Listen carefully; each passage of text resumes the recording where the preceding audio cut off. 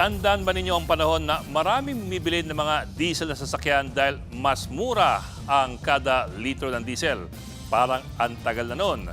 Ngayon kasi ang diesel ay sobrang mahal. Pumapalo na sa 120 kada litro.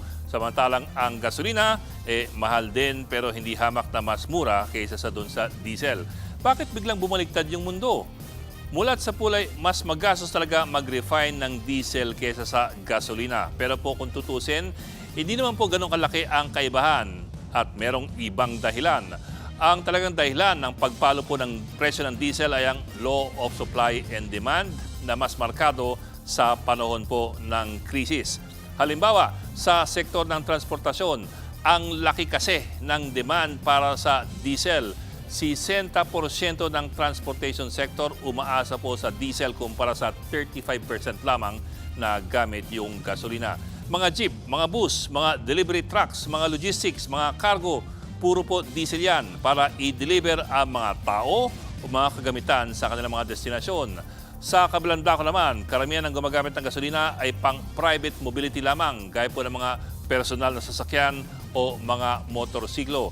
Ito pa, sa mga heavy industry, ang gamit din po ay diesel para po sa heavy machinery, gaya po ng mga backhoe, mga excavator o mga generator sets.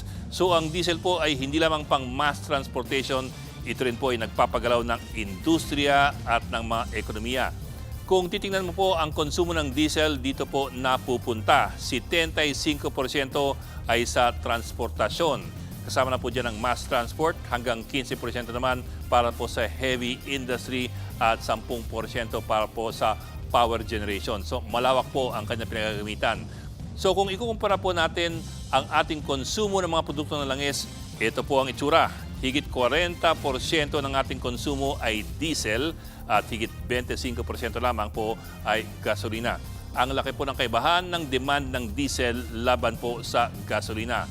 At ito po ang naging dahilan kung bakit ang taas ng presyo ng diesel ngayong panahon ng krisis. Dahil mas malaki ang demand ng diesel, hindi lang po dito kundi sa buong mundo. Mas mataas din po ang sinisingil ng mga kumpanya ng langis para i-deliver ito sa mga gumagamit po ng diesel.